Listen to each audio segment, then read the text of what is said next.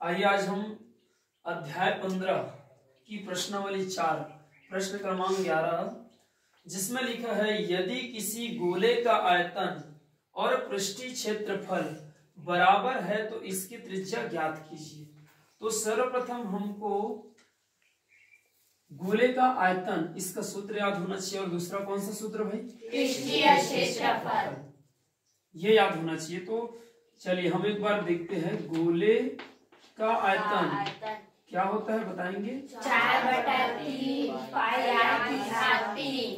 4/3 पाई r की घात 3 ये होता है। और एक बोला है पृष्ठीय क्षेत्रफल।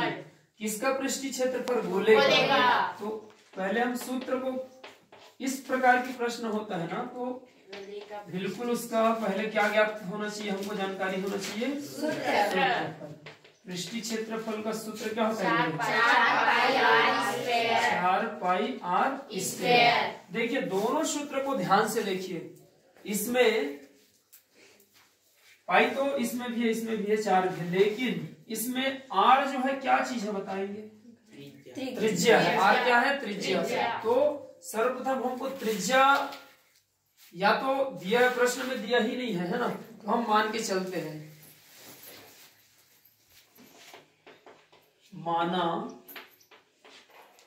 इसका त्रिज्या मान लेते हैं ना, माना गोले की त्रिज्या क्या है भाई? r है। तो इसमें हमको पहले तो हमने भी सूत्र बताए थे आपको, क्या बताए थे? गोले का आयतन। गोले का आयतन बराबर क्या होता है जी? 4/3 पाई r की घात 3। और एक और बोला है गोले का पृष्ठीय क्षेत्रफल गोले का पृष्ठीय क्षेत्रफल 4 पाई बराबर 4 पाई r स्क्वायर। अब देखो हम प्रश्नानुसार बात करते हैं, यहाँ तक हमको पता हो गया। तो प्रश्नानुसार ये प्रश्न बहुत ही सरल है। प्रश्नानुसार गोले का आयतन और पृष्ठीय क्षेत्रफल क्या है? बराबर है। दोनों क्या है? बराबर है। तो हम लिख सकते हैं यहाँ पर प्रश्नानुसार गोले का आयतन बराबर क्या लिखेंगे? गोले का पृष्ठीय क्षेत्रफल। गोले का पृष्ठीय क्षेत्रफल। पृष्ठीय क्षेत्रफल।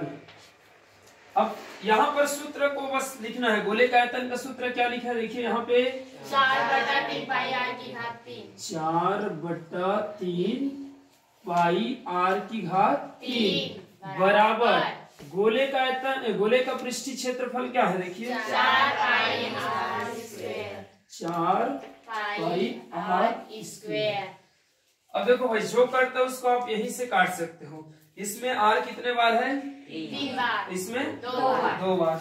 तो आप कैसे काट सकते हो? या तो इसको सरलतम रूप में ऐसे भी लिख सकते हो 4/3 पाई r का वर्ग इंटू r बराबर 4 पाई r का वर्ग।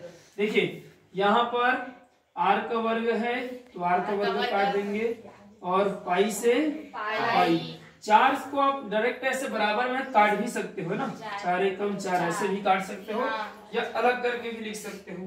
तो कितना बच रहा है यहाँ पे? 3 r नहीं भाई। देखिए अंश में क्या है? r है और हर में 3 बराबर। उधर क्या है जी? कुछ बचा है? नहीं बचा। तो एक बार में से कटा तभी इसको ऐसे लिखिए। ठीक है। अब इसको हम क्या करेंगे? हमको त्रिज्या चाहिए। क्या चाहिए? त्रिज्या। माना हमने गोले का या गोले की त्रिज्या क्या मान है? r। तो r का मान लाना, इसलिए इसको तिर्यक गुणा कर दो। ऐसा यहाँ कुछ नहीं है तो क्या है? 1 है। तो r एकम r ऐसा पढ़ सकते हो। 3 एकम 3।